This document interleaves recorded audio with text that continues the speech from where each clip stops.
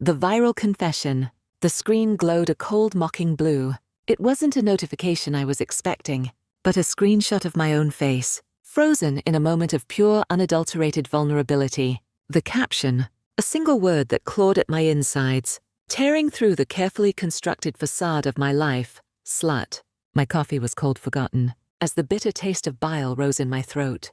This couldn't be happening. Not to me. What had I done? The digital world, usually a source of connection and fleeting entertainment, had become a public execution square. My name, once just a name, was now a hashtag, a trending topic of disgust. Every scroll, every refresh brought a fresh wave of vitriol. My DMs exploded not with support but with venom. Friends I'd known for years ghosted me. My phone, usually buzzing with life, fell eerily silent, except for the hateful comments notifications. My parents, strict and traditional, wouldn't return my calls. My younger sister, my ride or die, sent a single devastating text. What did you do? The silence from my family was a deeper cut than any public insult. What had led me here? This story began in a place I thought was safe, mundane, and utterly predictable. I'm a woman in my early 30s, caught in the monotonous grind of corporate life in a bustling US city. My days blended into weeks, spreadsheets, deadlines, the occasional happy hour that felt more like an obligation than fun. My romantic life, a string of forgettable dates, swiping left on dating apps, and the creeping feeling that maybe, just maybe, I was destined to be alone. I'd convinced myself that passion was for movies, true connection a myth. But I was wrong. The new guy at the office, Ethan, was a breath of fresh air in a stale room. He was a junior analyst fresh out of college, maybe 24 or 25, a good 8 to 10 years my junior. Initially, he was just another face in the sea of cubicles. Professional, courteous. His compliments at first were about my presentation skills, my problem solving. Your insights are always on point, Maya, or you really know how to command a room, standard office pleasantries. But then the looks started, lingering glances across the conference table, a warmth in his eyes when he listened to me speak. He'd find excuses to drop by my desk, not just for work, but for casual chats.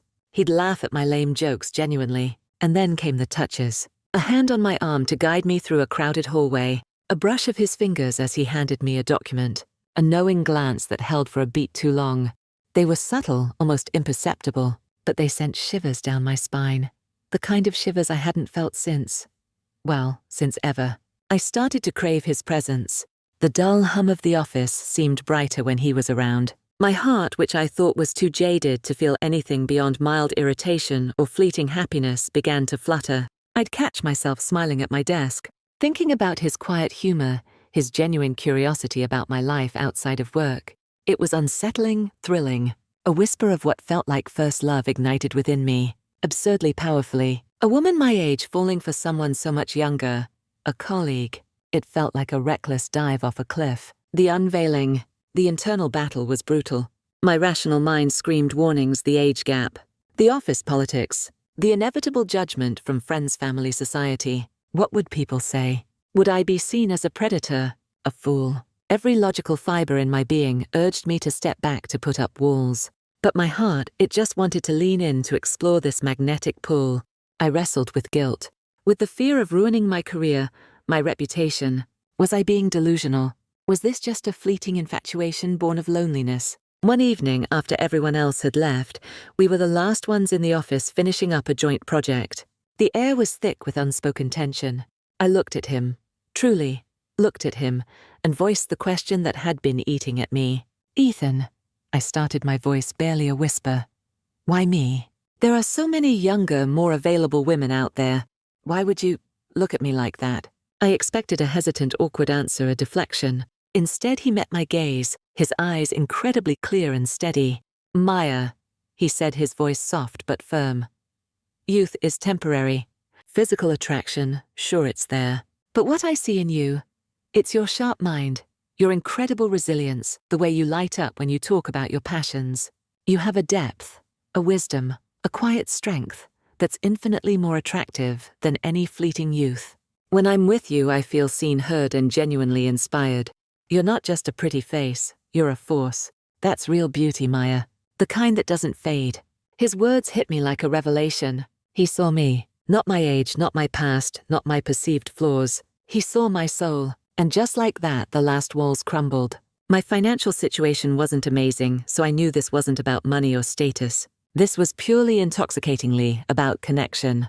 I let go. I embraced him. I embraced this feeling. And I embraced the truth that love can ignite at any unexpected turn. Even in a sterile office, even with someone half my age, my life exploded into color. Secret lunch dates, late-night texts filled with inside jokes, weekend getaways to quiet towns where no one knew us. The world outside the office faded, replaced by the thrilling intimacy of our connection. I was truly living for the first time in years. The giddiness of first love, the breathless anticipation. It consumed me. I felt incredibly lucky, even as a tiny part of me still whispered warnings about the unknown challenges ahead. But then, just as I was on the brink of surrendering completely to this unexpected joy, balancing on the edge of doubt and elation, the storm broke. The betrayal. It was a Tuesday afternoon, a particularly stressful one. I was presenting a new strategy to the senior team. Everything was going smoothly until the door burst open. In walked Chloe, Ethan's ex-girlfriend. She was a fiery redhead, notorious for her drama, and she looked absolutely unhinged. Ethan had mentioned their messy breakup, but I never imagined this. "There she is!" Chloe shrieked, her voice echoing through the stunned boardroom. The corporate cougar preying on young innocent men. My presentation slides blurred. The faces of my colleagues, moments ago attentive, were now a mask of shock and thinly veiled judgment. My blood ran cold. "Chloe, what are you doing?" I stammered, my voice barely audible. "What am I doing?" she sneered, striding purposefully towards me. "I'm exposing the truth." "You think you're slick, don't you, Ms. Corporate Hotshot? Stealing other people's boyfriends, especially ones young enough to be your little brother." She raised her voice, ensuring everyone in the room heard her. "He's just using you for a promotion, you old hag. He laughs about you behind your back." The insults rained down like acid. I felt my face flush, my hands trembling uncontrollably. Just then, Ethan, who must have heard the commotion, burst into the room. His face was a mixture of panic and fury. "Chloe, stop it. Get out of here," he roared, grabbing her arm. "You're out of line." "Out of line," she laughed, a deranged, bitter sound. "You think I'm lying? She's a joke.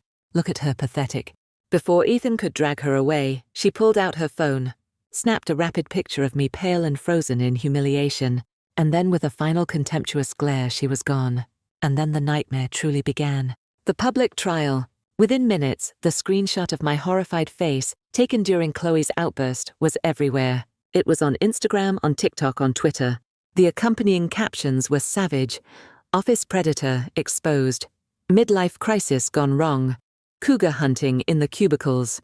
In a flash, I became a viral villain, the poster child for desperate, inappropriate behavior. My name trended alongside vile hashtags.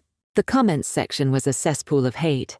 My neighbors, who usually just offered polite nods, now darted their eyes away, their whispers following me like shadows. Colleagues avoided eye contact, and the office atmosphere became a suffocating shroud of whispers and knowing glances. My career, the one thing I had poured my entire life into, felt like it was teetering on the edge of a cliff. But the real gut punch came from my family. "Maya, what is this?" My mother's voice on the phone was a cold, sharp blade. "Do you know what this is doing to your father? To us? We're ashamed to even leave the house." My sister, once my closest ally, was equally brutal. "I can't believe you. How could you be so reckless? I don't even want to be seen with you right now." After those calls, silence. They cut me off. No texts, no calls, no support. The people who were supposed to be my anchor, my unconditional love, had abandoned me, judging me as harshly as the faceless internet mob. My heart felt like it had been ripped from my chest. The loneliness was an oppressive weight suffocating me, dragging me deeper into a dark abyss. The following days were a blur of tears and despair. I barely ate, barely slept. Every notification, every news headline was a fresh wound. I felt utterly helpless, trapped in this nightmare. Was there any way out? Should I just disappear? The midnight confession and the resolution. But then one desolate evening, staring at my reflection in the dark screen of my laptop, I saw a hollow-eyed stranger. This wasn't me. This wasn't the strong, resilient woman Ethan saw. I refused to let them break me. I had done nothing wrong. My feelings were real, pure, and my truth deserved to be heard. I took a deep breath, steadied my trembling hands, and clicked "Start recording" on my webcam. I looked straight into the lens as if addressing every single one of my accusers. "Hey Reddit, hey Internet. I began, my voice shaky but firm. My name is Maya, and if you've seen what's been circulating, you probably think you know my story. I recounted everything: the monotonous office life, the unexpected connection with Ethan. I admitted to the intense, undeniable feelings, the giddiness, the disbelief that I could feel such a powerful emotion again. Yes, I developed deep feelings for a colleague who is younger than me. I confessed, my voice raw with emotion. It felt like a jolt of pure, exhilarating life, something I thought I'd never experience again. I didn't plan it, I didn't seek it out. It just happened. And no, I wasn't using him and he wasn't using me. There was a genuine mutual connection, a beautiful thing I wasn't ashamed of. I clarified the boundaries. We never crossed any professional lines. Our connection was emotional, intellectual. It was respectful, honest, and profound. Nothing sexual or inappropriate happened in the way the internet is suggesting. I spoke about the humiliation in the boardroom, the venomous posts, the abandonment by my family. I endured public shaming, lost friends, and felt utterly betrayed by those closest to me.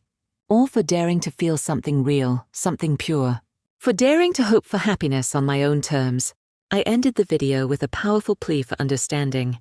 I'm not asking for your permission to feel, I'm asking for you to open your minds. Love isn't confined by age or by societal expectations or by the narrow definitions some people try to impose. It's a fundamental human experience. I deserve to feel it, and so does everyone else. Judge me if you must, but at least judge me on the truth, not on fabricated narratives. The video Lamo English, the viral confession, went live.